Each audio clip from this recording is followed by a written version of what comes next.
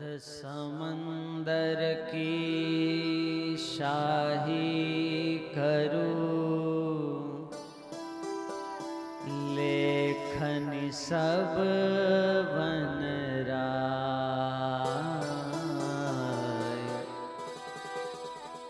पृथ्वी कोरी कागद करूं, हरि गुण लिख्यो न जाए।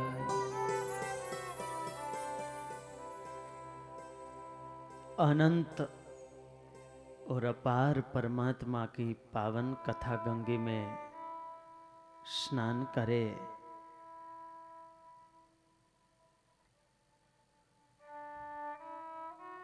ये सत्संगी जीवन दिव्य भक्ति की गाथा है।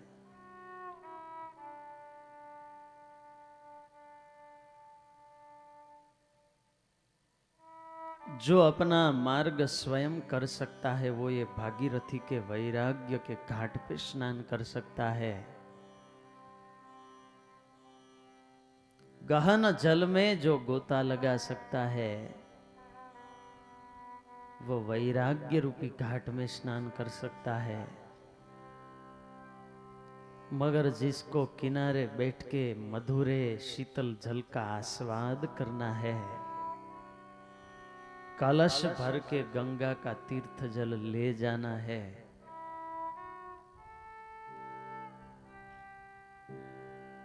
किनारे बैठ के स्नान करना है, तो उसे तो यह सत्संगी जीवन की भक्ति रूपी घाट में स्नान करना पड़ेगा।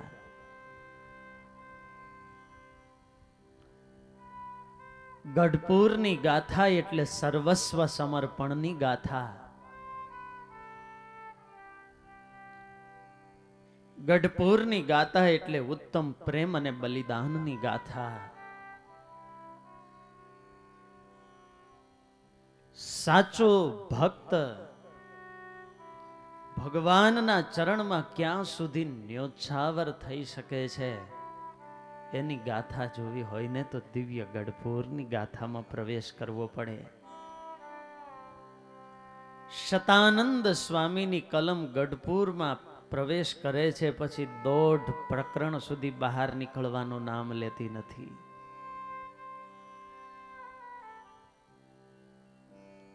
आवो भाव अने प्रेमथी दिव्य कथाओमां प्रवेश करिए।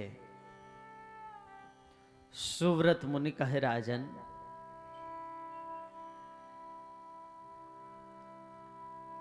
सात वर्ष सुधी जे प्रभुए सारा भारतनी 17 राज्यों और 6 देशों यात्रा करी, जे अस्थिर चरण 12,500 किलोमीटर सुधी क्यांय रोकाया नहीं। अनेक प्रलोभनो, अनेक कामिनीना बंधनो बांधवा आव्या, पण जे भगवान गोदोहन मात्र पण क्यांय रोकाया नहीं। ए चरणारविंद हवे सदाय ने माटे गढ़पुरनी भूमिमां स्थिर थवा माटे जई रह्या छे। विक्रम संवत 1862 साल एटले आ गढ़पुर ने माटे एक ऐतिहासिक साल। आ दुर्गपुरनी स्थापना पछी भगवान स्वामीनारायण आ दुर्गपुरनी अंदर 139 वर्ष बाद पधार्या छे।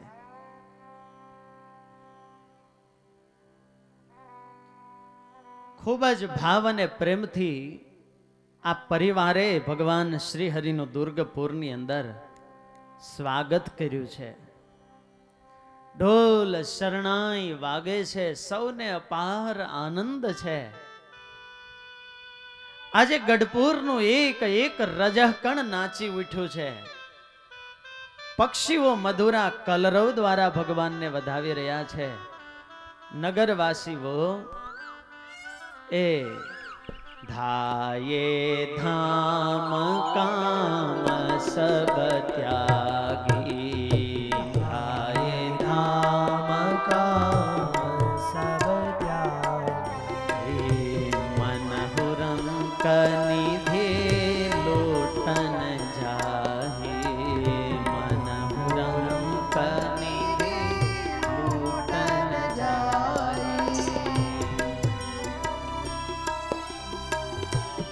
શરણાઈઓ વાગીને ભગવાન જેવા દુર્ગપુરની અંદર પધાર્યા. દરેક કાર્યો છોડી અને ગઢપુર વાસીઓ ભગવાનના વધામણા કરવા માટે પહોંચી ગયા છે.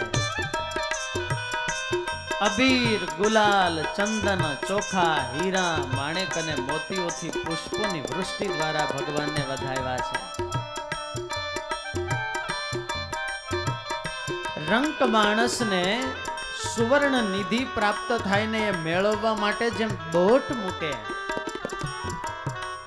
લોભીની જેમ ધન તરફ ગતિ હોય, કામી પુરુષની જેમ કામનાના પાત્રમાં ગતિ હોય, એમ આજે સૌએ ભગવાનના દર્શન કરવા માટે દોટ મૂકી છે. નેણા ભરીને અનંત અપાર એવા પરમાત્માના દિવ્ય રૂપના દર્શન કરે છે. 24-25 વર્ષની સહજાનંદ સ્વામીની એક યુવાન અવસ્થા, મૂછનો દોરો હજુ ફૂટી રહ્યો છે. ઉપડતું ભાલ, તેજસ્વી મુખારવિંદ અને આ દિવ્ય દર્શન કરી અને એ ભલખાચરનો પરિવાર રાજી રાજી થયો છે અને પ્રાર્થના કરવા લાગ્યા છે કે હે પ્રભુ, આપ સદાયને માટે અમારા મંદિરની અંદર નિવાસ કરીને રહો.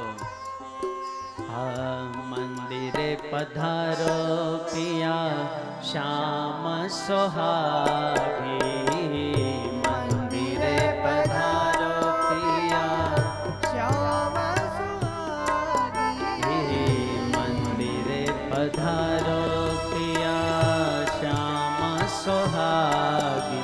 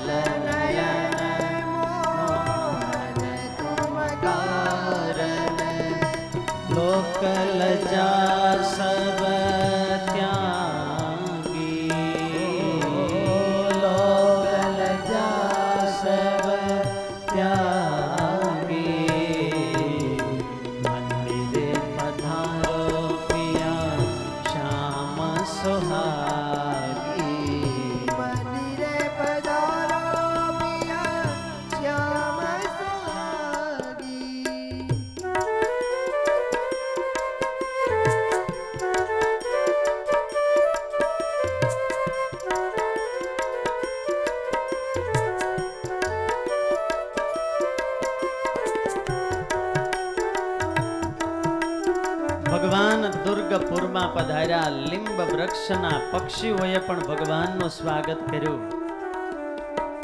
લીંબ વૃક્ષ જે વર્ષોથી ભગવાનની પ્રતીક્ષા કરી રહ્યો હતો, આજે એની નીચે બેસનારા ભગવાન આવ્યા. વિઠ્ઠલા નંદના એ શબ્દો સાચા પડ્યા કે આ લીમડો એક દિવસ ભગવાનને લાવશે. એભલ ખાચરને આજે એમના માતુશ્રી રાણદેબાના વચન યાદ આવ્યા. એના દીકરાનો દીકરો ભગવાનને લઈને આવશે. આજે એભલ ખાચરને આનંદ સમાતો નથી. તન મન ધન યરો પ્રાણ સહિત સબ, તન મન ધન સહિત સબ, તન મન ધન રો પ્રાણ સહિત સબ, તન મન ધન રો પ્રાણ સહિત સબ, ભેટ ધરો તુમ આગી, ભેટ ધરો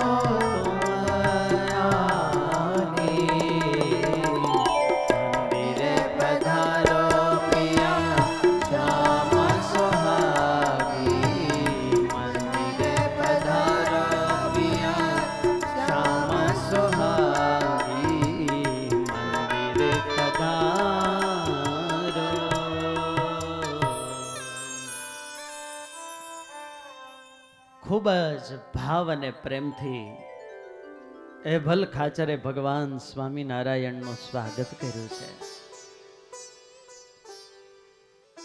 જયા, લલિતા, નાની અને પાંચાળી ચારે દીકરીઓએ મહારાજને વંદન કર્યા. ઉત્તમ કુમારે મહારાજના ચરણનો સ્પર્શ કર્યો છે. આજે એ ભલ ખાચરની વર્ષોની પ્રતીક્ષાને અંતે ભગવાન એને આંગણે પધાર્યા. એને આનંદ સમાતો નથી. ગ્રહસ્થને આંગણે સાધુ સંતો ભગવંતો આવે, જેમની કૃપાથી આપણે સુખી છીએ. એક દિલમાં ભાવના થાય કે હું એને શું આપું. યથા શક્તિ ભેટ અર્પણ કરતા હોય. આજે એ ભલ ખાચરનું હૃદય એટલું ઉદાર બન્યું છે. વાત વાતમાં સ્વામિનારાયણ ભગવાનને કહેવા લાગ્યા કે હે પ્રભુ, આજ તમે મારે આંગણે પધાર્યા. આત્મના સહસર્વસ્વં તદેવ હરયે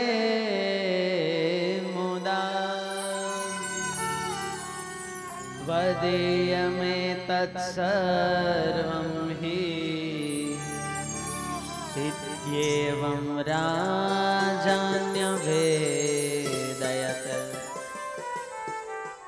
હાથ જોડીને ભગવાનને કહે છે, પ્રભુ આજથી જે કાંઈ પણ મારું છે ને એ બધુંય હું તમારા ચરણોમાં સમર્પિત કરું છું.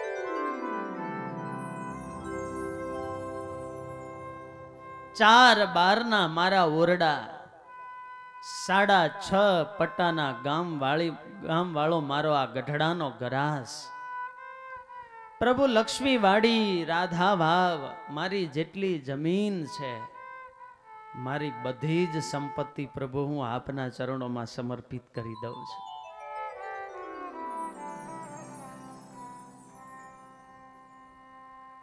કહીએ તો આપણે પણ આપીએ ખરા? સ્વામી આવો, અમે બધુંય તમારું છે, અને કીધું હોય તો દસ્તાવેજ કરી દો નામે. તો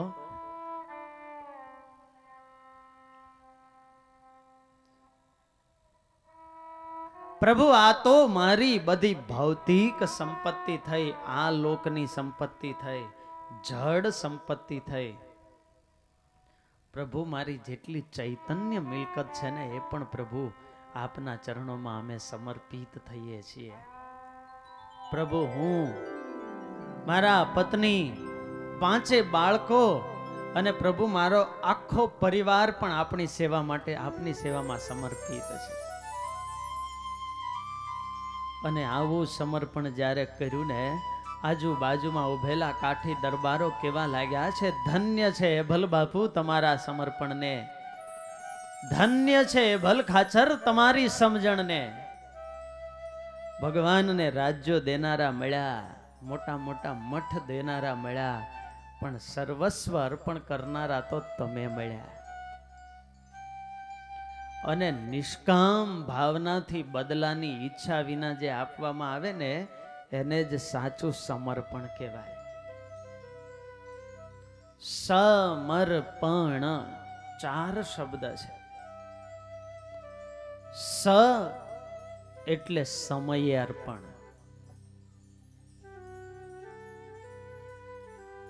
આ દુનિયાની અંદર પણ તમે જુઓ, કહેવત છે કે જે વસ્તુ ટાણે મળે એ નાણે મળતી નથી.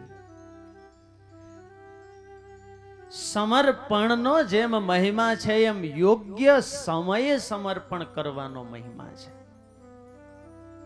સમય આવે અલ્પ એવું સમર્પણ હોય ને, પણ એ મોટા ફળને આપનારું બને છે. જામનગરના નવાબ સાહેબ એકવાર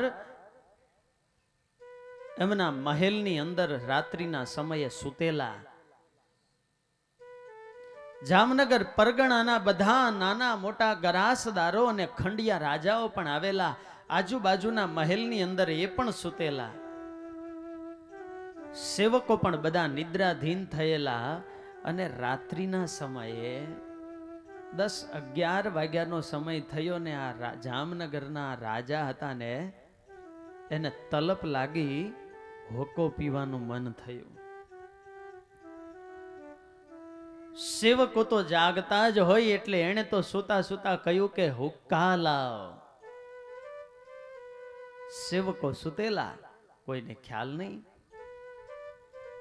બીજી વાર બોલ્યા કે હુક્કા લાવો, અને જ્યાં ત્રીજી વાર બોલ્યા સેવકો તો નહોતા જાગતા, પણ બાજુના મહેલની અંદર ગોંડલના રાજા એવા ભગવતસિંહજી એ જાગતા હતા. અરે નવાબ સાહેબ હુકમ માગે છે, પોતે પથારી છોડીને દોડતા દોડતા આવ્યા અને હોકો ભરી દીધો પ્રગટાવી અને નવાબ સાહેબને આપ્યો. આમ સામે જોયું, અરે ભગવતસિંહજી તમે? હા બાપુ. અરે પણ તમે આ હોકો ભરવા જેવું નાનું કામ કરો છો? બાપુ તમે 3 વાર બોલ્યા ને તમારું વચન પડતું હતું, કોઈ સેવકો નહોતા ને. અરે તમે તો અમારા અન્નદાતા કહેવાઓ, તમારા માટે તો શું નાનું કામ કહેવાય, આ તો અમારી ફરજ છે. અને આમ અહોભાવથી ભગવતસિંહ બાપુ બોલવા લાગ્યા ને જામનગરના નવાબ રાજી થઈ ગયા અને 6 ગામડા ભેટમાં આપી દીધા. ગમે એટલી મહેનત કરે તોય તમને પૂછું કે 6 ગામડા એને મળે એમ હતા?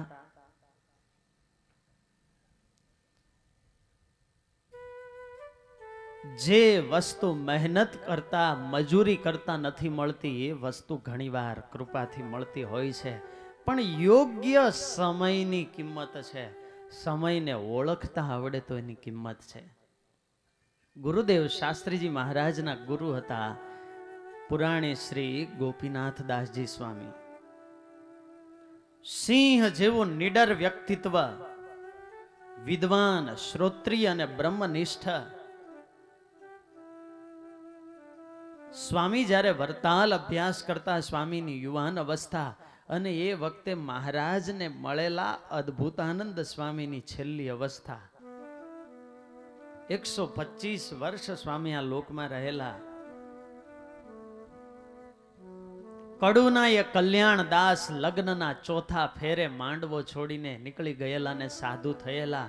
મહારાજ કહે તમે તો અદ્ભુત કામ કર્યું, માટે તમારું નામ અદ્ભુતાનંદજી. એ અદ્ભુતાનંદ સ્વામી, એમને કોઈકે ઝેર આપેલું જોળીમાં, એટલે છેલ્લી અવસ્થામાં સ્વામીને હાડકા બહુ કળતા. એટલે ગોપીનાથ દાસજી સ્વામી અદ્ભુતાનંદ સ્વામીની ચરણ ચંપી કરે. સ્વામી ધર્મશાળામાં સમૂહની અંદર રાત્રિના સમયે સુતેલા હશે. નાના સાધુ, ભગવાન તો ન મળ્યા હોય, ભગવાનની ભેળા તો ન રહ્યા હોય, પણ જે ભગવાન સાથે રહ્યા છે એ પણ ભગવાન તુલ્ય હોય એમ માનીને મોટા સંતોની સેવા કરતા હોય. અહોભાવ સાથે પુરાણી ગોપીનાથ દાસજી સ્વામીએ અદ્ભુતાનંદ સ્વામીની ચરણ ચંપી શરૂ કરી. દિલની અંદર મહિમા છે કે આવા મોટા સંતની સેવા મને ક્યાંથી મળે. અને મહિમા હોય તો આનંદ આવે અને થાક પણ ન લાગે, પણ હોવો જોઈએ મહિમા. જુઓ પૂજ્ય નારાયણ પ્રસાદ દાસજી સ્વામી વિરાજમાન છે ને, મહિમાની મૂર્તિ. ગુરુદેવ શાસ્ત્રીજી મહારાજ, જોગી સ્વામી, પુરાણી સ્વામી, આ બધા વડીલ સંતોની એમણે ખૂબ સેવા કરી છે. અને આજે પણ એને દિલની અંદર એનો આનંદ હોય છે. એ મેવા મિષ્ટાન જેમાં હોય તો એના ઓડકાર આવે, મૂળા જેમાં હોય, માવા ખાધા હોય તો ઓડકાર પણ છે ના આવે. સ્વામી ઘણી વાર કહેતા હોય કે રાત્રિના સમયે જોગી સ્વામી ઉઠ્યા હોય, શાસ્ત્રીજી મહારાજ ઉઠ્યા હોય, સાધુરામ એટલો શબ્દ બોલે ને રાત્રિના 2 વાગ્યા હોય કે 3 વાગ્યા હોય, મારું બાવડું ત્યાં હાજર હોય. પણ આ તો સેવાની તત્પરતા હોય, મહિમા હોય તો થાય, બાકી થાય. અદ્ભુતાનંદ સ્વામી સેવા કરે. સ્વામી સુતા છે, ગોપીનાથ દાસજી સ્વામી સેવા કરે છે. 12 વાગ્યા સ્વામી કહે સાધુરામ હવે સૂઈ જાઓ. ના સ્વામી, એ તમને શરીરે થોડું સારું રહે છે તો હું થોડી વાર સેવા કરું, તમે સ્વામી આરામથી સૂઈ જાઓ. અને એવા હળવા હાથે આમ ચરણ ચંપી કરે. જો દાબતા આવડતું હોય ને તો નીંદર આવી જાય, નહીતર આમ દબાવે તે માણસ આમ હબાકા મારે હો, એ શીખવું પડે. ઘરમાં બા બાપુજી દાદા દાદી વડીલો ક્યારેક બીમાર હોય તો એની કેમ સેવા કરવી ને એ આવડવું જોઈએ. નહીતર તો ઘણી વાર જઈએ, કોઈ દાદા હોય અંતિમ સમય હોય ને હાર પહેરાવા માટે સંતો જતા હોય, બાપા સંતો આવ્યા એમ કરીને બાવડું જાલીને બેઠા કરે. બિચારા હલી શકતા ન હોય પણ એની અવસ્થા પ્રમાણેની સેવા હોય. એવા ભાવથી પોચા હાથે ચરણ ચંપી કરે છે અને ગોપીનાથ દાસજી સ્વામીની આ સેવા અદ્ભુતાનંદ સ્વામીને નીંદર આવી ગઈ. રાત્રિનો 1 વાગ્યો, 2 વાગ્યા, 3 વાગ્યા. દરેકનું શરીર હોય, નિદ્રા આળસ પ્રમાદ રાત્રે તો આવે, પણ મહિમા એટલો ને કે મને ખરી તક મળી છે રાજી કરી લેવા. સવારના 4 વાગે ચોઘડિયા મંદિરમાં વાગે. ચોઘડિયા વાગ્યા ને અદ્ભુતાનંદ સ્વામીની નિંદર ઉઠી અને પુરાણી સ્વામી સેવા કરે. અરે સાધુરામ, શું પાછા આવ્યા? ના સ્વામી. એટલે શું તમે રાત્રે સેવા કરતા હતા હજુ એમ જ સેવા કરો છો? સ્વામી, તમને શરીરે કસર બહુ હતી, શરીરે અનુકૂળ આવતું હોય એવું મને લાગ્યું ને એટલા માટે સ્વામી મેં સેવા કરી, તમે રાજી રહેજો. અને આટલું જ્યાં બોલ્યા ને ત્યાં તો 125 વર્ષની અવસ્થાએ અદ્ભુતાનંદ સ્વામી આસનમાંથી સફાળા બેઠા થઈ ગયા. અરે સાધુરામ, આખી રાત સેવા કરી. અને એ સમયે જ્યારે દરિયો ખળભળે ને ત્યારે એના કિનારે કોઈ સામાન્ય માણસ આટા મારતા હોય ને એના ખિસ્સા હીરા માણેક અને મોતીના ભરાઈ જતા હોય છે. ખળભળે ત્યારે જો મળે, તકથી મળે તો એની કિંમત છે. અદ્ભુતાનંદ સ્વામી એવા રાજી થઈ ગયા. સાધુરામ, તમે બહુ ગુણિયલ છો, કથા પણ સારી કરો છો, જાઓ અમે તમને આશીર્વાદ આપીએ છીએ, બંને દેશમાં તમારા જેવા કોઈ વિદ્વાન નહીં થાય. અને એ સંતની કૃપા વાલા ભક્તજનો, પુરાણી ગોપીનાથ દાસજી સ્વામી, એટલે એ સમયની અંદર આજથી 125 વર્ષ પહેલા સંપ્રદાયનો મધ્યયુગ હતો. મહારાજને મળેલા વિદ્વાન સંતો અક્ષરધામમાં ગયેલા ને એ વખતે સંપ્રદાય ઉપર કોઈ આક્ષેપ આવે, આ અવૈદિક સંપ્રદાય છે એવા કોઈ આક્ષેપો કરે ને શાસ્ત્રાર્થોનું જો ભારત લેવલે આયોજન થાય તો આ સંપ્રદાય વતી જુનાગઢ દેશ થકી પુરાણી ગોપીનાથ દાસજી સ્વામી જતા. ત્યારે સમયે સેવા થાય એની કિંમત છે. સાચું સમર્પણ એટલે સમય અર્પણ. યોગ્ય સમય ઓળખી અને જે લાભ લઈ લે ને એને મળી જાય. સ્વાતિ નક્ષત્ર વરસતું હોય અને એ વખતે જો એ પાણીને ઝીલવામાં ન આવે તો દરિયાના જળ જેવું ખારું થઈ જાય.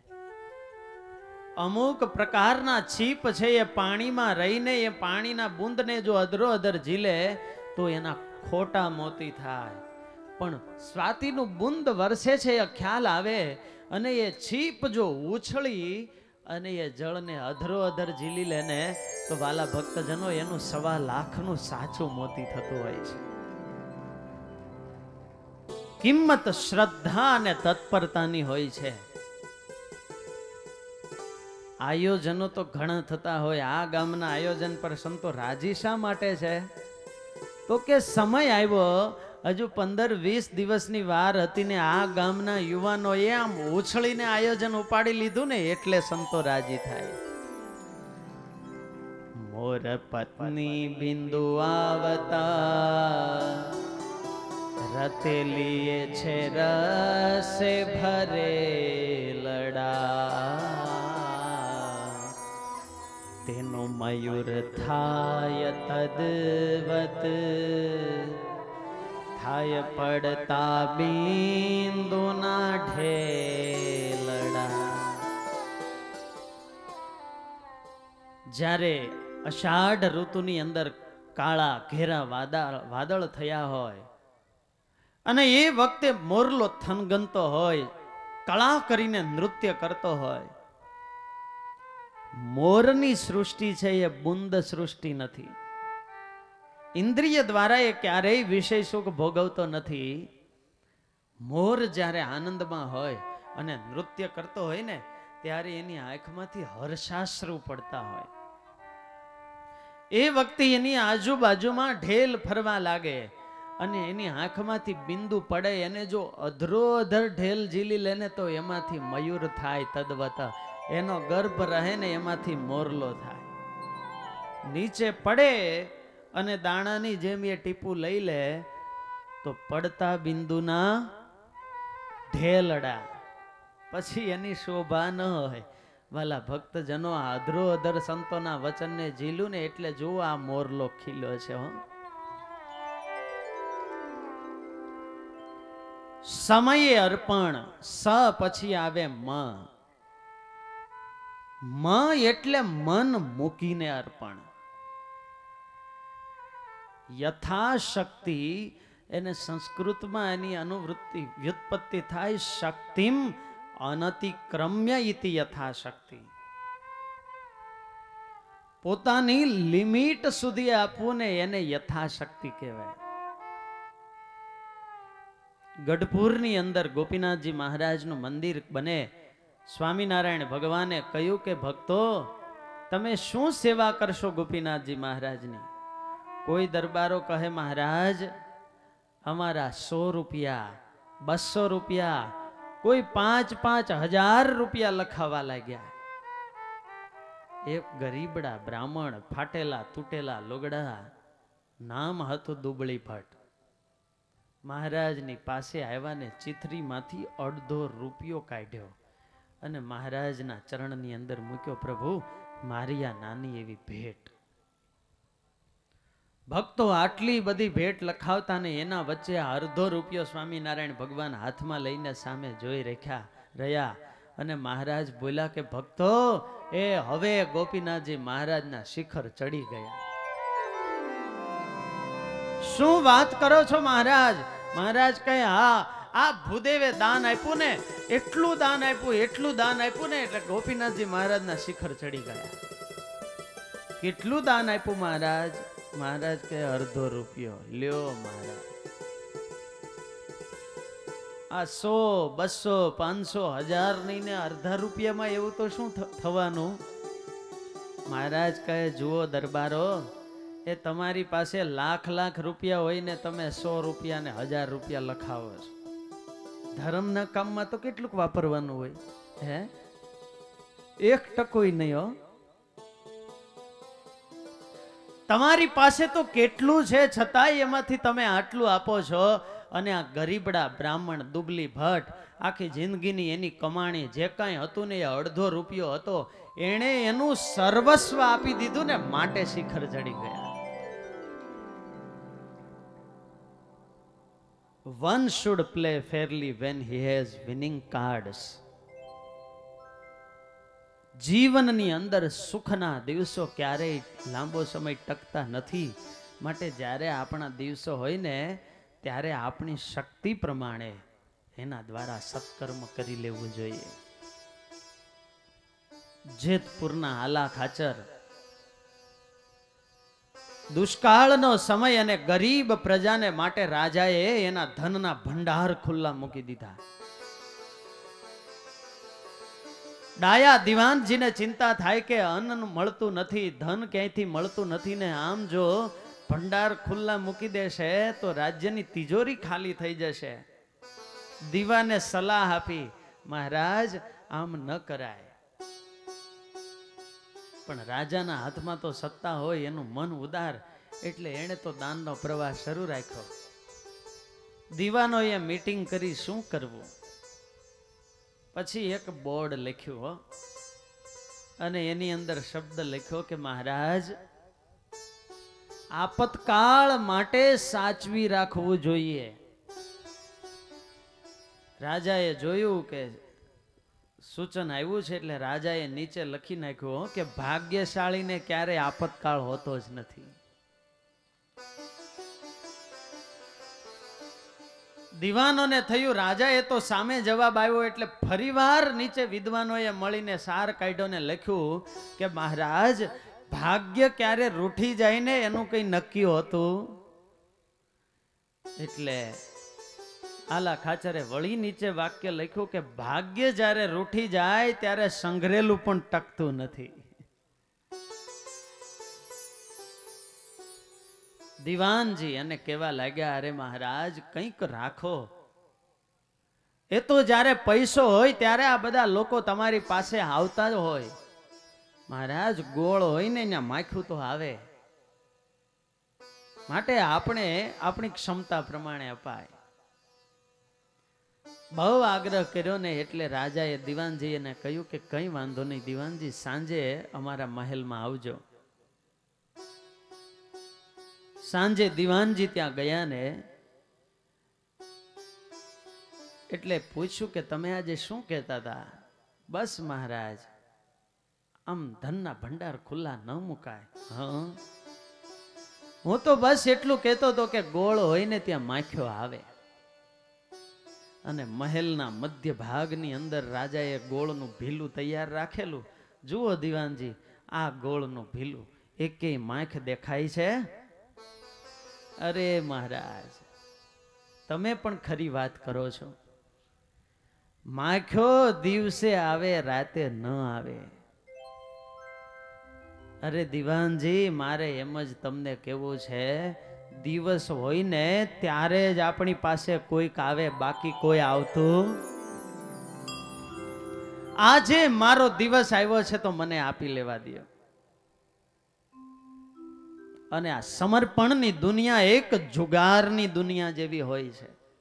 આ વ્યાસપીઠ પરથી જુગાર રમવાનું પ્રતિપાદન નથી કરતો, પણ જુગારની અંદર બાજીમાં જે સર્વસ્વ મુકતા શીખી ગયા હોય, રિસ્ક લેતા હોય ને ઘણા, જાય તો બધું જાય અને આવે તોય સામે એટલું જ આવતું હોય છે. સ એટલે સમય અર્પણ, મ એટલે મન મૂકીને અર્પણ, પ એટલે પળ વાહરનો પણ વિલંબ નહીં. આજે મને તક મળી છે અને ણ એટલે અણમોલ તક મળી છે.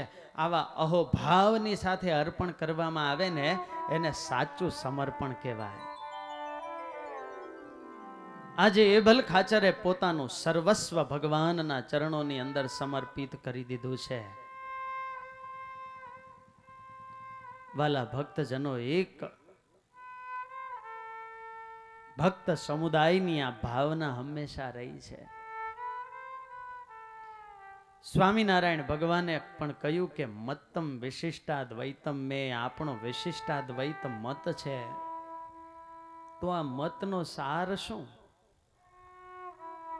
ચિદ અચિદ વિશિષ્ટ બ્રહ્મ ઉપાસ્ય છે, ધ્યેય છે, પ્રાપ્ય છે. એને શાસ્ત્ર રીતે સમજવું હોય ને તો અડધો કલાક કે કલાક થાય, પણ એક વાક્યની અંદર જો વિશિષ્ટાદ્વૈતનો સાર કેવો હોય તો એટલો જ થાય કે મારી આ જડ અને ચૈતન્ય, આ બધી જે સૃષ્ટિ કહેતા સંપત્તિ છે એ ઠાકોરજીની સેવા માટે છે. બસ ભગવત સેવાના ભાવથી, મહિમાને અહોભાવ સાથે જો એનો ઉપયોગ કરવામાં આવે તો એ ભક્તિ બની જાય છે. માનવાનો છે શું? માત્ર માનવાનો છે. આજે ભગવાનના ચરણની અંદર એ ભલખાચરે સર્વસ્વ અર્પણ કરી દીધું. ભગવાન એમને પોતાની ભક્તિ દ્વારા પરિવારે એવા વશ કરી લીધા, સ્વામિનારાયણ ભગવાન બોલી ઉઠ્યા કે બાપુ, એ અમારા માટે જો તમે આટલું બધું કરવા માટે તત્પર હો તો જાઓ, આજે અમે તમને વચન આપીએ છીએ કે સૂર્ય ચંદ્ર તપશે ને ત્યાં સુધી આ બ્રહ્માંડની અંદર લોકો વાતો કરશે. જાઓ બાપુ, લોકો એમ કહેશે કે ગઢડું સ્વામિનારાયણનું અને સ્વામિનારાયણ ગઢડાના. ધન્ય પ્રભુ, ધન્ય પ્રભુ. તથા કરો તસ્ય સેવાં સાનુગસ્ય નૃપો યથા.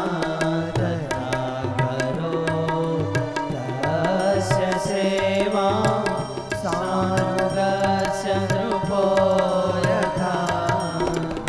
સયાગંતુકતાં હિત્વા સયાગંતુકતાં હિત્વા મેને સ્વંતપુરાધિપં મેને સ્વંતપુરાધિપં તથા કરો તસ્ય સેવા.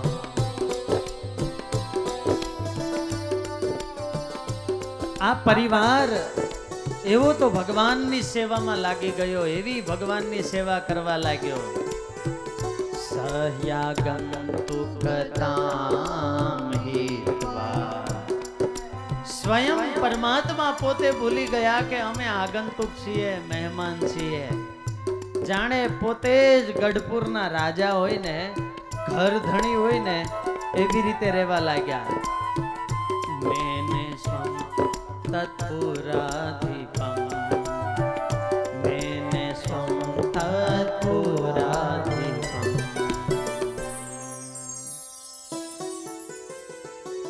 પ્રેમ ભાવથી ભગવાન દુર્ગપુરની અંદર રહેવા લાગ્યા ને આ કાઠી દરબારો એને ત્યાં ભગવાને ધામા નાખ્યા. વાલા ભક્તજનો, આજથી 250 વર્ષ પહેલા એ કાઠી દરબારો, એની ઉજળી કોમ, ખમીર વંતુ લોય, એની પાસે ગામ ગરાસ અને દરબારો હતા. અને એટલા માટે લોકની અંદર એની હાંક પણ એટલી વાગતી હો.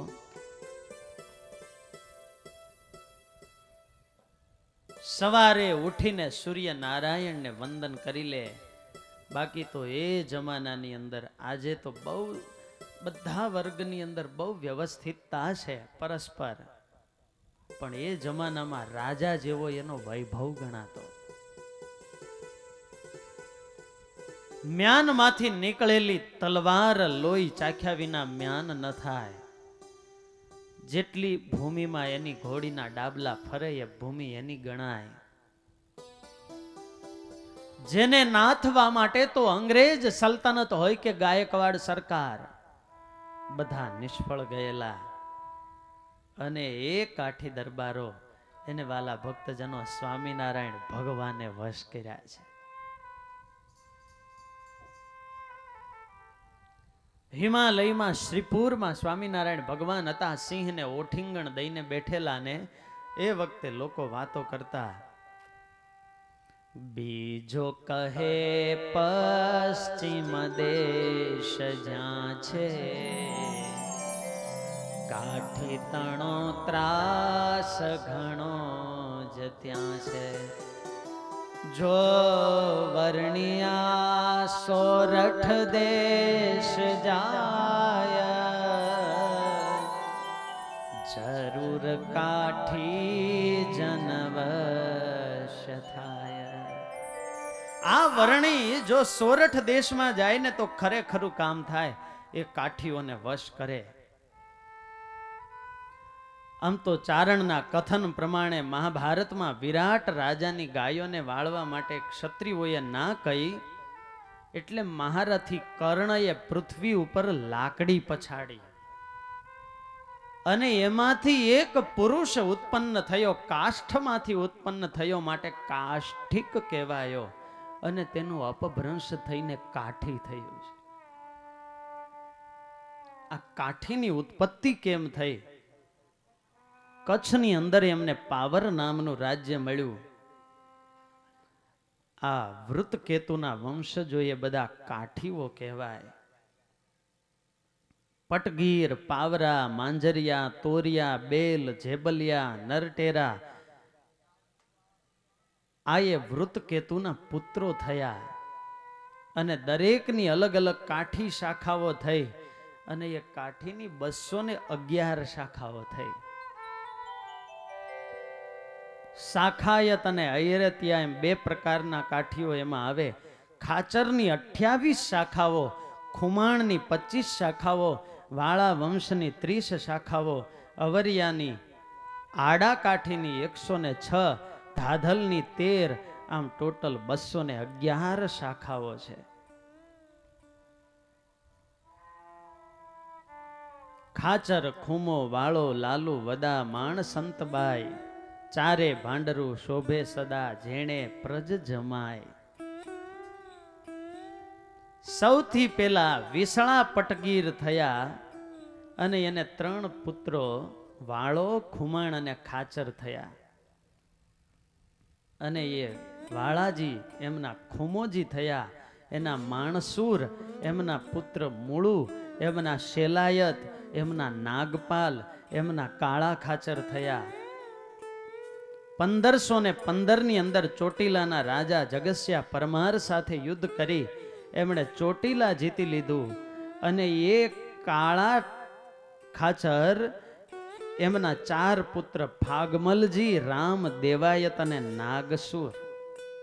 ફાગમલજીના ઠેબા ખાચર થયા અને રામ ખાચરના જે વંશજો હતા એ બધા રામાણી શાખે થયા. ગોદડજીના વંશજો ગોદડકા શાખે થયા. અને એ ગોદડકા હતા એ મહાપરાક્રમી હતા. એમના પુત્ર હમીર ખાચર થયા. એમનું રાજ્ય બોટાદની અંદર હતું. એમના થયા ભોકા ખાચર. અને એ ભોકા ખાચરના પુત્ર દાના ખાચર થયા. દાના ખાચરના 2 પુત્રો હતા, ઉન્નડ ખાચર અને જીવા ખાચર. 1730 ની અંદર ઈસવીસન 1674 ના વર્ષમાં કાર્તિક સુદ ભાઈ બીજના દિવસે આ ઉન્નડ ખાચર અને જીવા ખાચર એમણે ઘેલા નદીના ઉતરાદા કાંઠે સાંગા રાજકરની વાડીમાં ખીજડાએ તોરણ બાંધી અને ગઢડા ગામનું તોરણ બાંધેલ. અને એટલા માટે આ પંચાળ પ્રદેશની અંદર ઉન્નડ ખાચર અને જીવા ખાચર એના દીકરાઓ કાઠીઓની શાખાઓ છે. કાઠી દરબારોમાં 3 પેઢીએ ફરીવાર એ નામ આવતા હોય. એ વખતે ગામનું તોરણ બંધાયું ત્યારે હનુમાનજી પધરાવેલા. હાલમાં પણ એ હનુમાનજી ગઢડામાં રામજી મંદિરની અંદર છે. હવે આ જે ઉન્નડ દાના અને જીવા દાના હતા એમાં ઉન્નડ દાના એ બહુ શરણાગત વત્સલ હતા. એમણે જ્યારે ગઢડું વસાવ્યું એ વખતે દિલ્હીના તખત ઉપર મુગલ સામ્રાજ્ય હતું અને મુગલ સમ્રાટ શાહજહાં એના રાજા હતા. એમને 4 પુત્રો હતા. સૌથી મોટા દારા અને સૌથી નાના હતા ઔરંગઝેબ. આ દારા હતા ને એ બહુ ભક્તિ વાળા હતા. પોતે મુસ્લિમની અંદર પ્રગટ થયેલા પણ પૂર્વના કોઈ ઋષિ હતા, એવા ભક્ત હતા.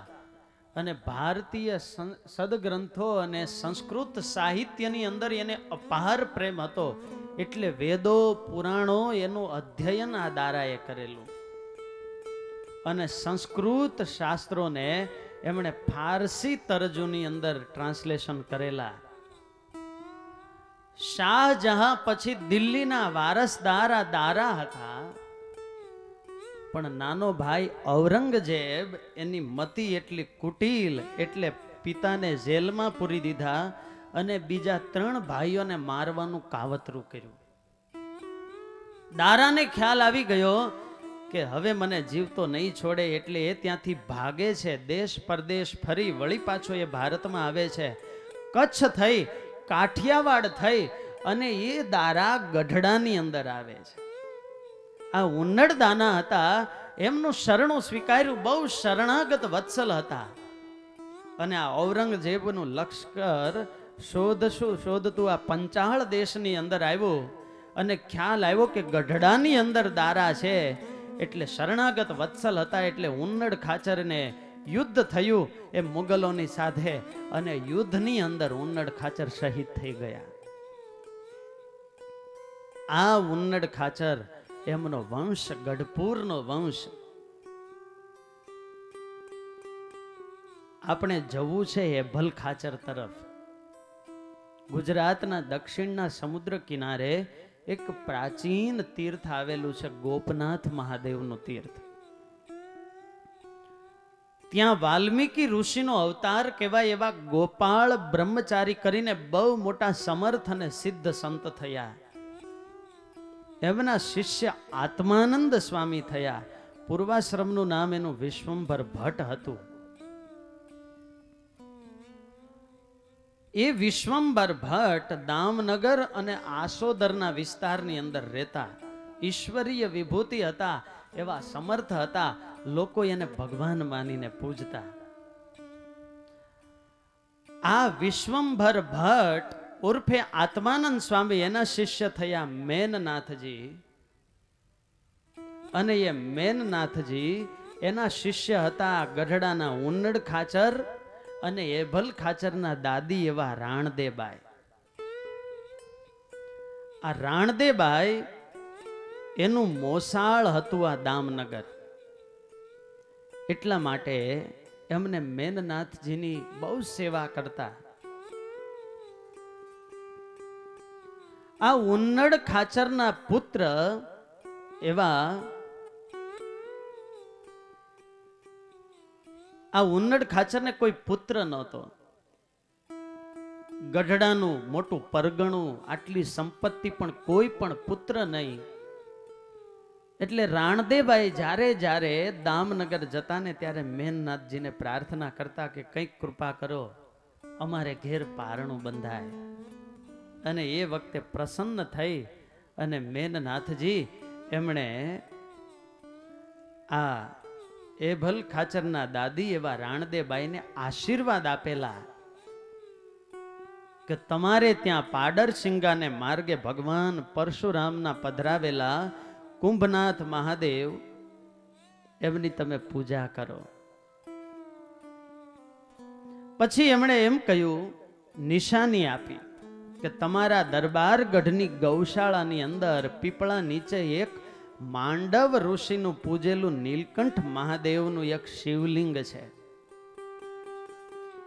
એ શિવલિંગ તમને જમીનમાંથી મળશે. ઘેલા નદીના સામે કિનારે એ શિવલિંગની સ્થાપના કરી અને એ શિવજીની પૂજા કરજો.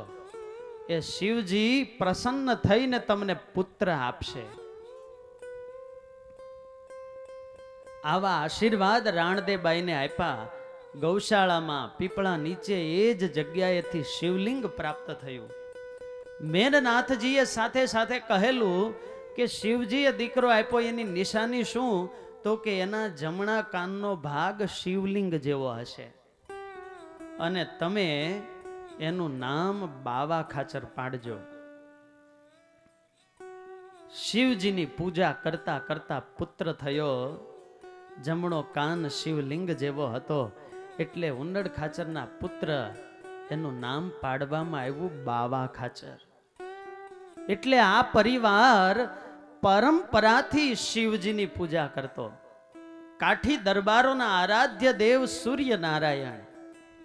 અને એટલા માટે તો સ્વામિનારાયણ ભગવાને ગઢપુરની અંદર 3 ખંડમાંથી એક ખંડમાં સૂર્યનારાયણની સ્થાપના કરી છે.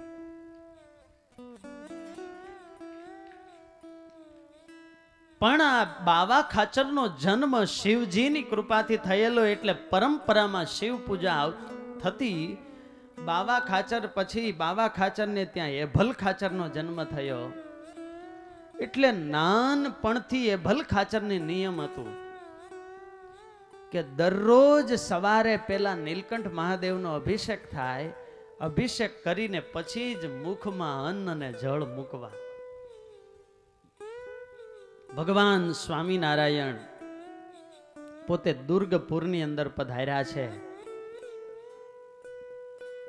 એભલ ખાચરની આ પૂજા નિત્યના ક્રમ પ્રમાણે શરૂ છે.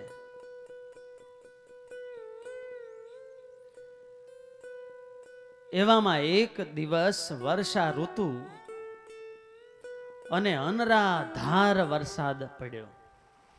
આકાશમાં ઘણેણાટી બોલે એવા વાદળાઓ સૂર્યનારાયણના ઘણા દિવસો સુધી દર્શન જ થયા નહીં.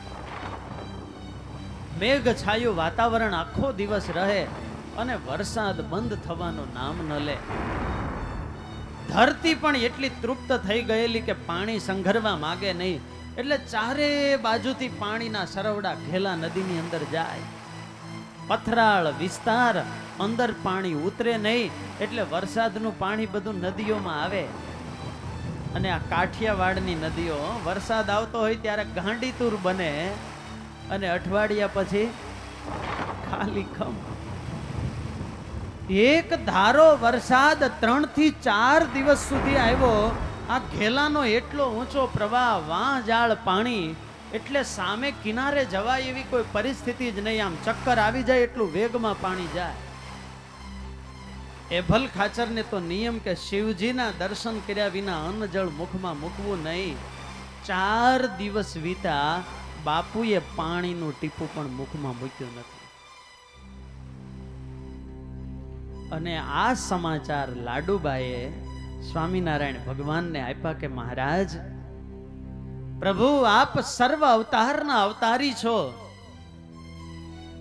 પ્રભુ આપ અનંત ઐશ્વર્યના નિધિ છો. અમારા બાપુને નાનપણથી આવો નિયમ છે, હવે કંઈક એનો ઉપાય કરો પ્રભુ. મહારાજે એભલ ખાચરને બોલાવ્યા છે.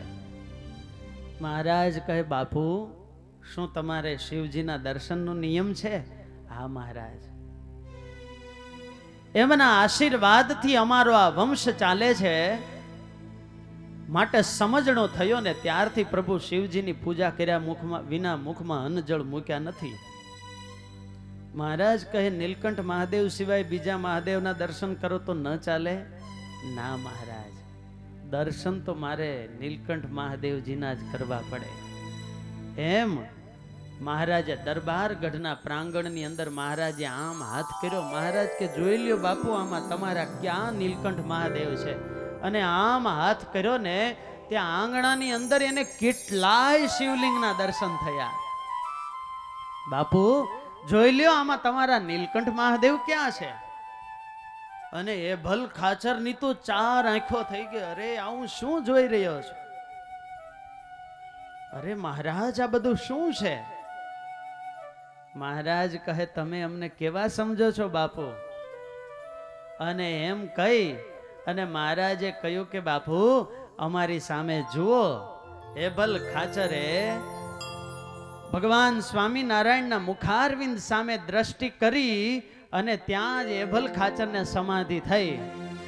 જે હથામને પામીને પ્રાણી પાછો પડવાનું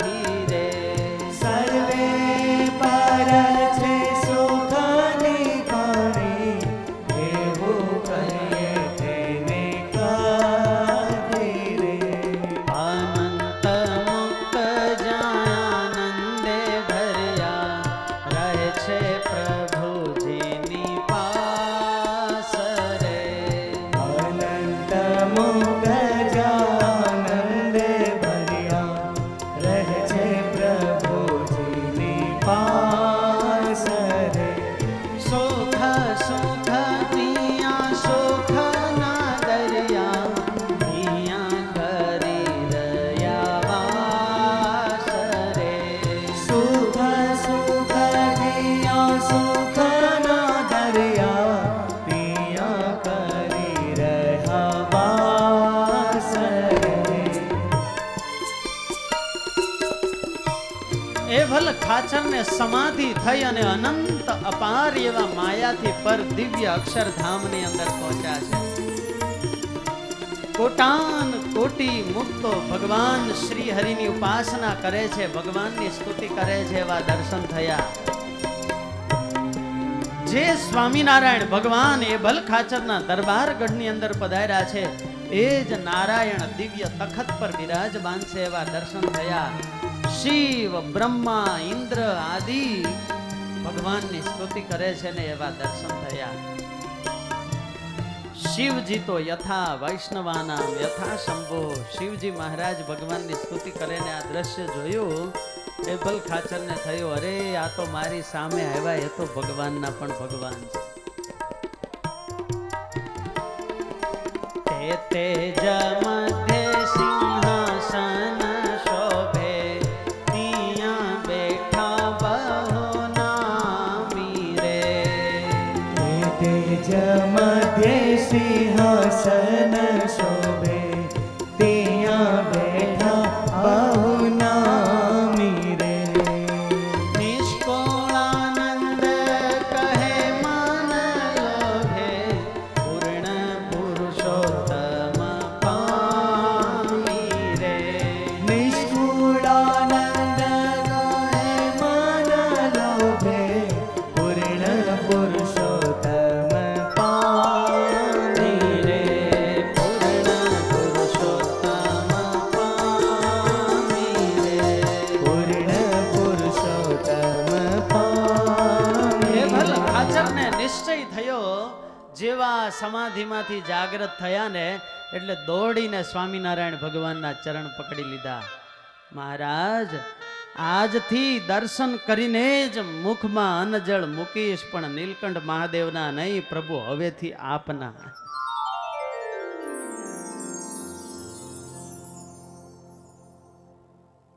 ભગવાનનો નિશ્ચય થવો એ બહુ અટપટી વાત છે. હીરા વતે હીરો જેમ વેંધાય, ઓળખાય એમ ભગવાન કે ભગવાનના સાચા સંત નિશ્ચય કરાવી શકે. એ ભલ ખાચરને મહારાજનો સર્વોપરી નિશ્ચય થયો છે. વાલા ભક્તજનો, આ નિશ્ચય છે ને એ બહુ મોટી પ્રાપ્તિ છે. દિલની અંદર ભગવાનની સત્તાનો, ભગવાનના સામર્થ્યનો, ભગવાનના કર્તૃત્વનો જો એકવાર નિશ્ચય થઈ જાય ને કે આ જે કાંઈ પણ થઈ રહ્યું છે મને મળ્યા એવા મારા મહારાજ એના વતે થઈ રહ્યું છે, આવો જો દિલમાં નિશ્ચય થઈ જાય પછી એને આ દુનિયામાં કોઈનો ભય રહેતો નથી. નિશ્ચેષેણ ચયનમ ઇતિ નિશ્ચય. ચય સંસ્કૃતની અંદર ધાતુ કહેવાય. ચય એટલે પસંદ કરવું, સિલેક્ટ કરવું. આ દુનિયાના સિલેક્શન છે ને એ બધા ફેશન બદલે ને એમ બદલતા જાય. ક્યારેક વચ્ચેથી વાળ કપાવે તો ક્યારેક સાઈડમાંથી કપાવે. ફેશનની વ્યાખ્યા શું એ તો હું હજુ નક્કી કરી નથી શક્યો.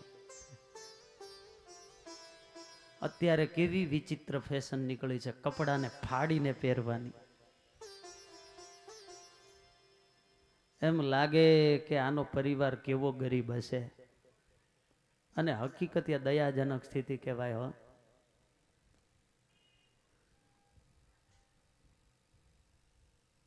ત્યારે આ દુનિયાના સિલેક્શન અને ફેશનો તો સમયે સમયે બદલતા જાય.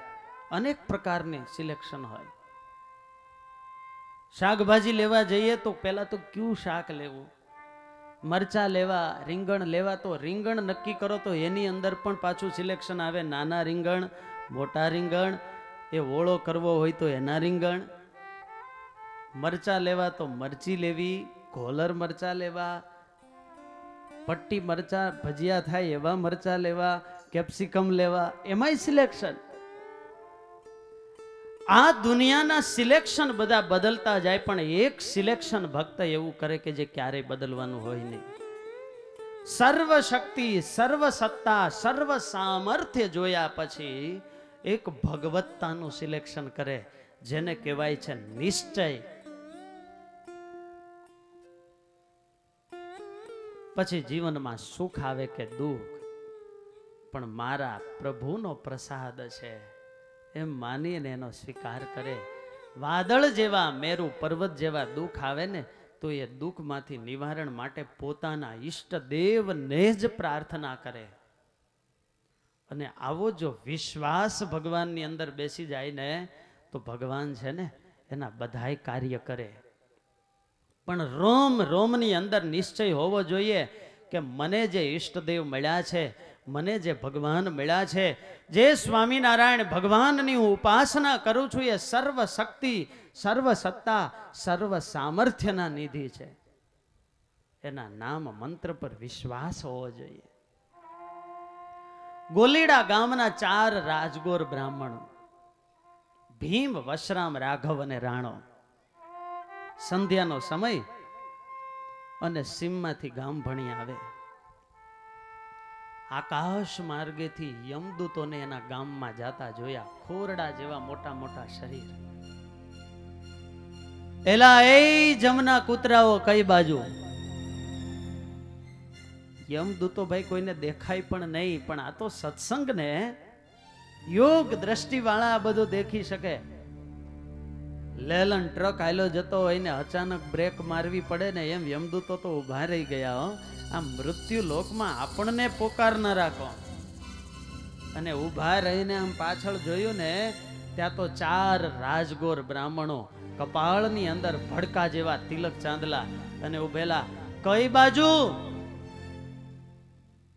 અરે ભાઈ, અમને બોલાવનારા તમે કોણ? આ અમારું ગામ છે એટલા માટે કહીએ છીએ. અમારા ગામમાં કેમ જાઓ છો? યમદૂતો કહે, જો ભાઈ, અમારો ગ્રાહક જ્યાં હોય ને ત્યાં અમારે જવું પડે ડિલિવરી લેવા. પણ અમારું ગામ આખું સત્સંગીનું છે, તમારાથી જવાય જ કેમ? સત્સંગી એ વાત તો સાચી, પણ એક દરજીને રંગ ચડ્યો નથી, એને કંઠી નથી બાંધી, માટે એ તો અમારો ગ્રાહક છે. સમજાય છે ને? અમારે તો લેવા જવો પડે. 4 ભાઈઓને રોમ રોમમાં સ્વામિનારાયણ ભગવાનનો નિશ્ચય, અમારા સત્સંગીના ગામમાંથી તમારાથી પગ જ ન મુકાય, પાછા વળો. અરે ભાઈ, તમે તમારા ઘરનું કરો, આખા ગામની માથે લઈને કેમ ફરો છો? ગામની એટલે અમારું ગામ સત્સંગીનું, તમારાથી જવાય જ કેમ? પાછા વળો છો કે નહીં? અરે ભાઈ, પણ તમે તમારું કરો. અને આમ વાતચીત થઈને ભડવીર રાણાનો મગજ ગયો. હાથમાં મોટી ડાંગ, લાકડીમાં ને ડાંગમાં બહુ ફેર, મારુતિમાં અને BMW માં કેટલો ફેર. કડિયાળી મોટી ડાંગ, દૂધના પીધેલા ભાઈઓ, અને એ રાણાએ ડાંગનો કર્યો પ્રહાર, અને એક જમદૂતના મુખ ઉપર વાગીને ધડામ દઈને અવાજ આવ્યો, અને એનો મોટો જબર દાંત નીચે પડી ગયો અને લોહીનો કોગળો થઈ ગયો. અરે ભાગો, આ એક ડાંગમાં તો મોઢું તોડી નાખ્યું, આ બીજી મારશે તો આપણે પાછા નહીં પહોંચી શકીએ. અને 4 યમદૂતો ભાગ્યા, અને આ ભાઈઓ એની પાછળ. વાલા ભક્તજનો, જુઓ તો ખરા, મૃત્યુ લોકમાં રહેનારા પણ મહારાજનો રોમ રોમમાં કે યમદૂતોને તગડ્યા. બસ કેવળ ને કેવળ આ પુરુષોત્તમ નારાયણની ઉપાસના અને એના વિશ્વાસના બળે. સત્સંગમાં ભાઈઓનું નામ પણ જમ તગડા 4 ભાઈઓ કહેવામાં આવે છે. યમદૂતોને કઈ પાછા મોકલવા નાની સુની વાત છે? ભાગવતની અંદર કથા આવે છે અજામિલની. પુત્રનું નામ નારાયણ લીધેલું દોડજે નારણિયા. અને એ જ વખતે ભગવાનના પાર્ષદો આવ્યા. જીવન પર્યંત પાપ કરેલા એટલે યમદૂતો આવ્યા. પાર્ષદો કે ના, અમારા ભગવાનનું નામ લીધું છે એટલે અમે લઈ જઈશું. યમદૂતો કહે ના, એને કોઈ સારું કામ કર્યું નથી, એ તો યમપુરીનો જ અધિકારી છે. અને અડધો કલાક તો ચર્ચા ચાલી. કોણ હતા સામે? ભગવાનના પાર્ષદો. પછી છેલ્લે કરાર થયા કે ગંગા કિનારે જઈને આટલા જપ કરે, આટલું તપ કરે ને પછી તમારે એને ધામમાં લઈ જવાનો. આટલા કરાર કરીને યમદૂતોએ એ અજામિલને છોડ્યો.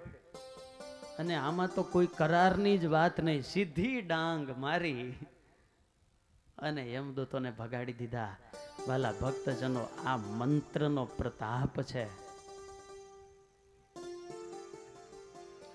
તે મંત્રથી ભૂત પિશાચ ભાગે, તે મંત્રથી તો સદબુદ્ધિ જાગે. ગમે એવા ભૂતાદિકનો ઉપદ્રવ હોય, કોઈ આસુરી શક્તિઓ, મેલી શક્તિઓ નડતી હોય, પણ આ પુરુષોત્તમ નારાયણનું શરણું સ્વીકારે, એની કંઠી ગળાની અંદર ધારણ કરે, સ્વામિનારાયણ મંત્રની માળા જપે, વાલા ભક્તજનો 100% ગેરંટી, એને કોઈ આસુરી શક્તિ પીડી ન શકે. બસ આ મહારાજનો કેફ હોવો જોઈએ. સિંહનું પગલું હતું ને ત્યાં બકરી બેસી ગઈ. વાઘ આવે, ચિત્તો આવે, દીપડો આવે, તને ખાવ, ખાવું હોય તો ખાઈ જાઓ, મારે તો આ પગલા વાળાનો આશ્રય છે. પગલું સિંહનું કોણ અડે એને? સિંહ ખાવા આવ્યો. બકરી કે મારે તો આનો આશ્રય છે. સિંહ વિચારે મારા જ પગલાના આશ્રયે બધાએ એને છોડી મૂકીને હું મારું. એણે હાથીને આજ્ઞા કરી કે આનો પગ ભાંગી ગયો છે, ઉપર બેસાડીને આનો જ્યાં ઘર હોય ને ત્યાં લઈ જા. પણ આશ્રય જો પગલા વાળાનો હોય તો, એના પર વિશ્વાસ હોય ને તો તરી શકાય. ઘણી વાર તો વાલા ભક્તો આશ્ચર્ય થાય એવા પ્રસંગો બનતા હોય. આજથી 80 વર્ષ પહેલા જ બનેલો એક પ્રસંગ. પછે ગામના હરજીવન વેદ સારા વૈદ્ય હતા. સ્વામિનારાયણ ભગવાનના સત્સંગી, રોમ રોમની અંદર એને ભગવાન પ્રત્યેનો વિશ્વાસ અને નિષ્ઠા. કટોસણના એક દરબાર હતા, એમની સાથે હરજીવન વૈદ્યને મિત્રતા. એમને કોઈ દીકરો નહીં, મહારાજને સંભાળીને વૈદ્યરાજે દવા આપી, એટલે એ દરબારને ત્યાં દીકરાનો જન્મ થયો. એટલે આ મિત્ર પ્રત્યેને ખૂબ ભાવ વધી ગયો. દીકરાનો જન્મ દિવસ હોય, સુખ દુઃખના પ્રસંગો હોય તો હરજીવન વૈદ્યને બોલાવે. હવે એવામાં 3 વર્ષ પછી એક પ્રસંગ બન્યો. આ દીકરાને ખૂબ તાવ આવ્યો, જીવલેણ તાવ. એટલે દરબારે હરજીવન વૈદ્યને પત્ર લખ્યો કે તમે દીકરાની સંભાળ લેવા માટે આવો. એટલે આ પછે ગામથી હરજીવન વૈદ્ય ત્યાંથી નીકળ્યા અને લીંબડી ગામના બસ સ્ટેશનની પાસે એ પોતે બેઠેલા વાહનની રાહ જુએ. અને એ વખતે કોઈ તંત્ર વિદ્યાને જાણનાર વ્યક્તિ એની પાસે આવીને બેઠો. ભગત તો નિરાતે ભજન કરે, એટલે એણે આવીને કહ્યું કે તમારું નામ હરજીવનભાઈ ને? તો કે હા. પછે ગામના છો ને? ભગત વિચારે મારું નામ ગામ આને કોણ કહી ગયું? એ તમે કટોસણ જવા માટે રાહ જુઓ છો વાહનની, બરાબર ને? જેમ જેમ આ વ્યક્તિ વાત કરતો જાય એમ ભગતને અંદરથી ઇંતેજારી વધવા લાગી કે આ વ્યક્તિ હું કોઈને કહીને નીકળ્યો નથી ને આ કેમ જાણે. અને છેલ્લે તો એ વ્યક્તિ ત્યાં સુધી બોલી ગયો કે તમારા મિત્ર દરબારનો દીકરો બીમાર છે, એટલા માટે ઓસડ કરવા માટે જાઓ છો, પણ તમારે જવાની જરૂર નથી. આજે સવારે એનો દીકરો મરી ગયો. હવે ત્યાં સુધી આ માણસ બોલી ગયો. ભગવાનનો ભક્ત હોય એને બહુ બીજે વિશ્વાસ આવે નહીં, પણ છતાંય એને થયું આ બધું કયું સાચું હોય પણ ખરું. એણે નામ ઠામ સરનામું લઈ લીધું. હરજીવન વૈદ એના રસ્તે ગયા. કટોસણ ગયા તો બરાબર ત્યાં મુકાણ મંડાયેલી, દીકરાનું મૃત્યુ થયેલું. પછી તો શું થાય, અંતિમ ક્રિયાઓ પૂર્ણ કરીને ભગત પાછા આવ્યા. પણ મનની અંદર પ્રશ્ન થાય કે એ વ્યક્તિ કોણ હતો કે મારી બધી વસ્તુ જાણી ગયો. સરનામા પ્રમાણે હરજીવન વૈદ એ વ્યક્તિની પાસે બોલ્યા, બોલો તમને ખ્યાલ કેવી રીતે આવ્યો? ત્યારે કે ભગત તમે રહેવા દો, આ બધામાં તમારે પડવાની જરૂર નથી. ના, મને કહો. તમે બહુ આગ્રહ કરો છો, જીભ પકડીને બોલાવો છો ને, એટલે બોલું છું કે મેં એક પિશાચને વશ કર્યો છે. મેલી સાધના કરનારો, મંત્ર અને તંત્ર વિદ્યા કરનારો હું તાંત્રિક છું. મારે કોઈના વિશે કંઈક જાણવું હોય ને તો એ પિશાચ મને કાનમાં આવીને કહી જાય છે. અને આવું હોય છે. સાવ ખોટું છે એવું તો કોઈ ન કહી શકે, કારણ કે મંત્ર તંત્ર આ વિદ્યાઓ જ છે અને એ સાચી પણ છે. રાજસી અને તામસી લોકોને પ્રતીતિ આવે ને એના માટે વેદમાં, અથર્વ વેદની અંદર આ તંત્ર વિદ્યા આવે છે. દરેક જીવ સીધા ભગવાનના ચરણ સુધી કે ભગવદ ઉપાસના સુધી પહોંચી શકતા નથી. માણસ નાસ્તિક હોય, શાસ્ત્રમાં વિશ્વાસ કે પ્રતીતિ ન હોય તો એને શાસ્ત્ર પ્રતિપાદ્ય એવા ભગવાનમાં વિશ્વાસ કેમ આવે? તો એના માટે એક વૈદિક ક્રમ છે, ઋષિ મુનિઓનું બ્રહ્મ ચિંતન છે કે પહેલા તો એને શાસ્ત્રમાં કહેતા વેદની અંદર વિશ્વાસ આવવો જોઈએ. અને એટલા માટે રાજસી અને તામસી પ્રકૃતિના લોકો છે, એને શાસ્ત્રમાં વિશ્વાસ આવે ને એટલે તંત્ર વિદ્યાઓનું નિરૂપણ કરેલું છે. પુત્ર કામો જ્યોતિષ્ઠોમેન યજેત, શત્રુ નાશ કામો શેન યાગેન યજેત. તમારે તમારા શત્રુને મારવો છે તો શેન યજ્ઞ કરો, આટલા બલિ ચડાવો, તમારો શત્રુ મરી જશે અને મરી પણ જાય.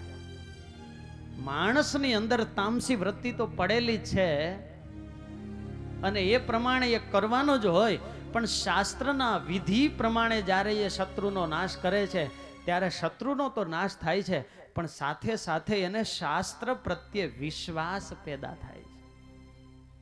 હવે વેદો પુરાણોની અંદર વિશ્વાસ પ્રગટ થયો એટલે ધીરે ધીરે શાસ્ત્રોની અંદર એ વ્યક્તિ પ્રવૃત્ત થશે, શાસ્ત્રોમાં અંદર ને અંદર શ્રવણ કરશે.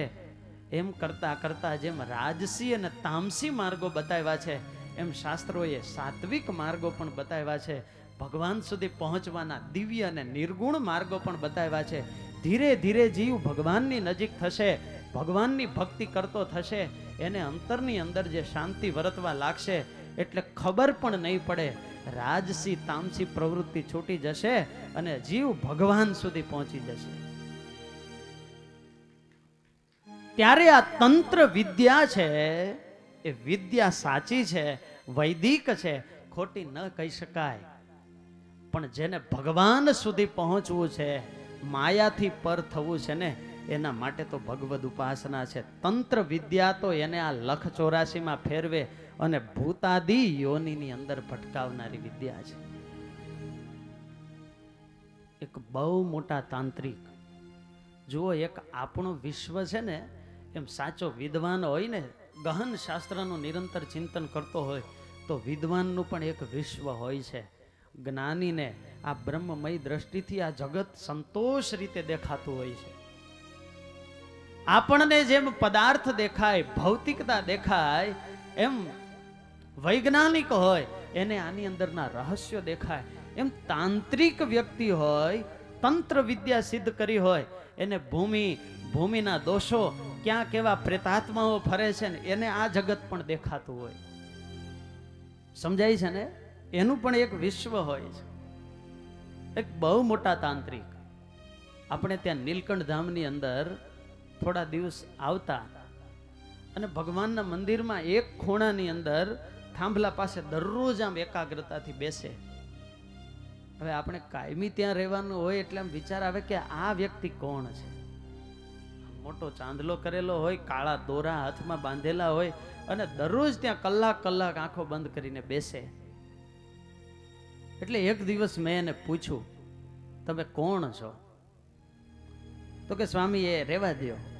ના પણ કયો તો ખરા, તમે અહીંયા આવો છો તો કે સ્વામી હું મોટો તાંત્રિક છું.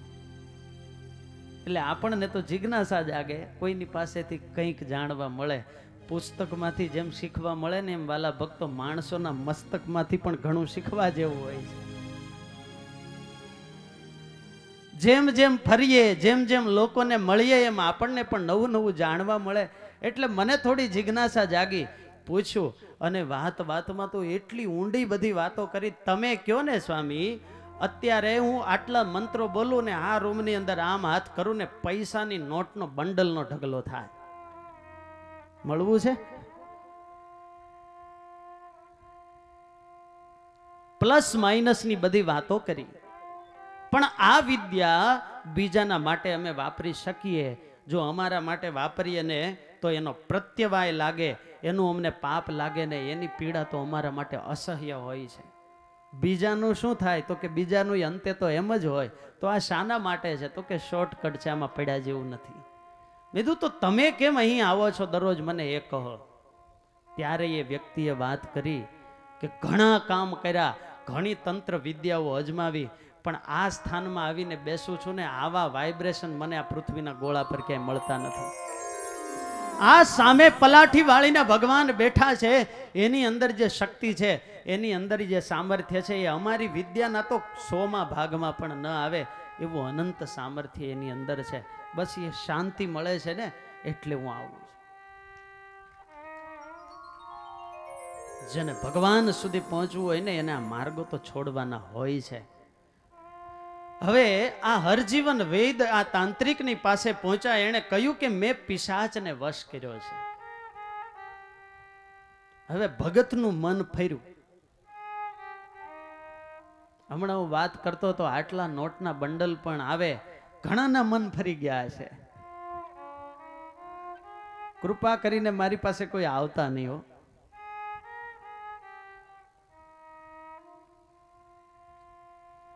તો મારે એ પિશાચ વશ કરવો હોય તો? અરે પણ તમે સત્સંગી, તમારે આ બધું કરવાની કઈ જરૂર નથી. ના, મારે વશ કરવો છે. અરે પણ ભગત તમે રહેવા દો. આ તમારું તેજ, તમારું તપ, તમે આ મંત્રનો જાપ કરો છો, તમારે આમાં પડ્યા જેવું નથી. ભગત કે તો હઠ પકડી, ના મારે વશ કરવો ને કરવો. ના છૂટકે પેલા તાંત્રિકે કહ્યું તો કઈ વાંધો નહીં, હું તમને મંત્ર આપું. આ મંત્રના 8 કલાક તમારે દરરોજ જાપ કરવા, સૂતા પહેલા ને ઉઠીને આટલા જાપ કરવા. આહાર વિહારનો આખો વિધિ બતાવ્યો. કાળી ચૌદશ આવે ત્યારે મને મસાણની અંદર, સ્મશાનની અંદર મળજો. 1-2 મહિના સુધી જાપ કર્યા, કાળી ચૌદશ સુધી. હવે સવારથી લઈ અને સાંજ સુધી જેના જાપ થતા હોય, મનની અંદર જેવું ચિંતન થતું હોય, આપણું આ મન છે ને એ આજના મોટિવેટરો કહે છે કે અલ્લાઉદ્દીનના ચિરાગ જેવું છે. એમાંથી જે ચિરાગ ઘસે ને જીન નીકળે, હુકમ મેરે આકા, મને આજ્ઞા કરો. એમાં આપણું મન છે. મનની ભૂમિકા ઉપર જે રમણ કરતું હોય ને એ સાકારિત કરી બતાવે. સારું કે ખરાબ એ વ્યાખ્યા મન સમજી શકતું નથી. તમારી મનોભૂમિ ઉપર વધારે કોણ રહે છે, બસ એ તમને સામે પરિસ્થિતિ બનાવીને આપે છે. ટીવીનું આપણે જેવું રિમોટ બદલીએ, સ્વિચ દબાવીએ ને ચેનલ બદલે, આની પાછળ સાયન્સ શું છે? તો કે આપણા એન્ટેનાની અંદર સ્વિચ દબાવીએ, ચેનલ બદલાવીએ ને ફ્રીક્વન્સી બદલાય. વાતાવરણની અંદર હજારો ચેનલની ફ્રીક્વન્સી હોય છે, પણ આપણે આપણા એન્ટેનાને જેવી ફ્રીક્વન્સી સેટ કરીએ એવા તરંગો હોય એન્ટેનામાં પકડાય અને ટીવીમાં દેખાય. એમાં આપણું મન છે, એની અંદર આપણે જેવી ફ્રીક્વન્સી સેટ કરીએ એવા વિચારો આ બ્રહ્માંડની અંદરથી આપણને મળવા લાગે. ક્યારેક કોઈ કે આપણને ક્રોધથી કંઈક કહી દીધું હોય, મૂંઝવણમાં આવી ગયા હોઈએ અને એ વખતે ડિપ્રેશનમાં જઈએ નેગેટિવ વિચાર, એનાથી બીજો નેગેટિવ વિચાર, એમ કરતા કરતા જેટલા નેગેટિવ વિચાર હોય એ વ્યક્તિ પ્રત્યે પૂર્વગ્રહ બંધાયો હોય તો પહેલા પણ મને આમ કહેલું, 1 વર્ષ પહેલા પણ આમ કીધું હતું, 5 વર્ષ પહેલા પણ આમ કીધેલું, એ વ્યક્તિએ મારા આ સંબંધીના મોઢે પણ આમ કીધેલું, એમ કરતા કરતા આપણું મન એ વ્યક્તિ પ્રત્યે ઘૃણા ઉત્પન્ન કરાવી દે. જો ફ્રીક્વન્સીને સારી સેટ કરતા આવડે, આવા દિવ્ય માહોલની અંદર બેઠા હોઈએ અને સારી સેટ થઈ જાય તો આનંદ વધતા વધતા તો એવું પણ થઈ જાય.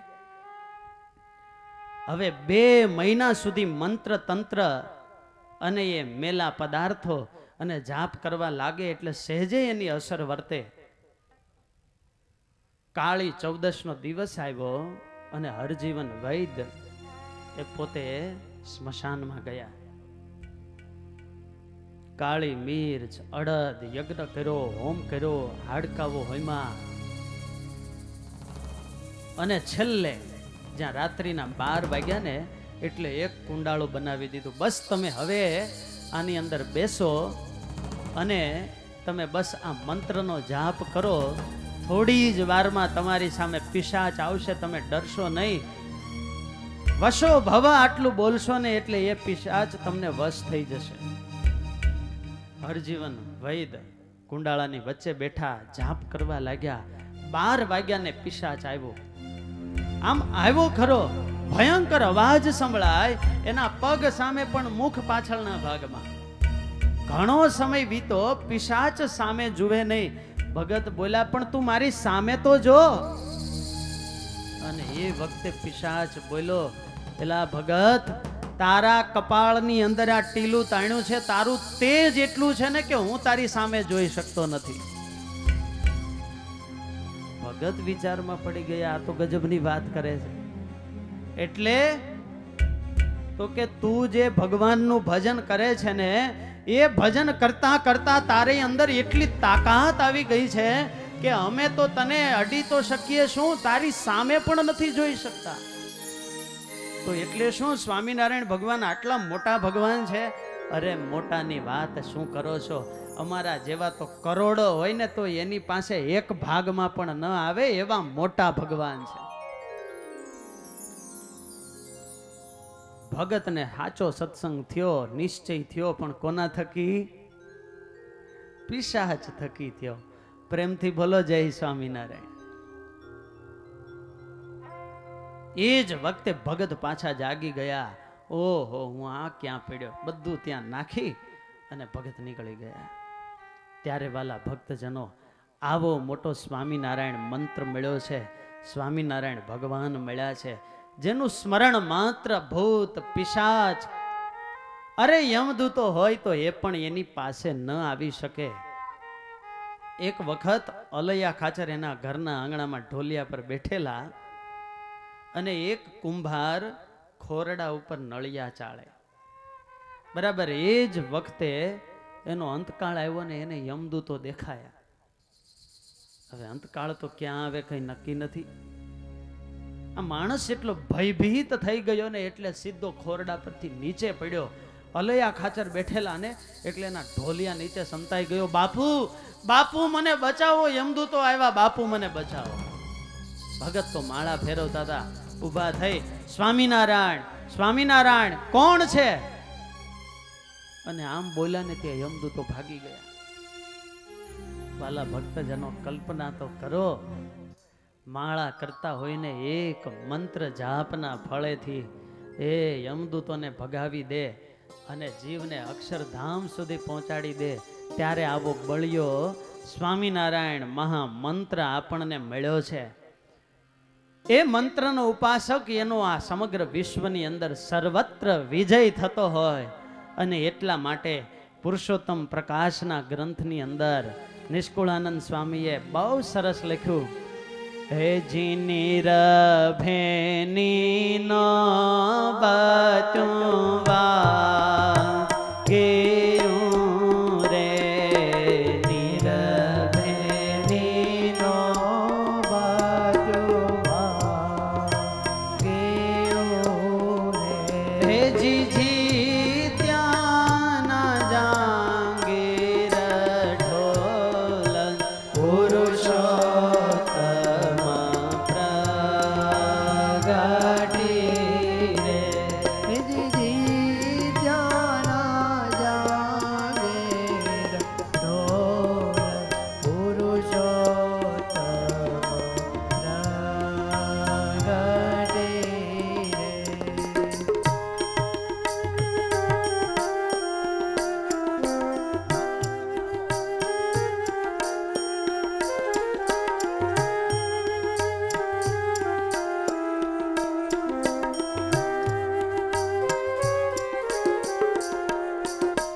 સ્વામી નારાયણ નામનો રે સ્વામી નારાયણ નામનો રે જી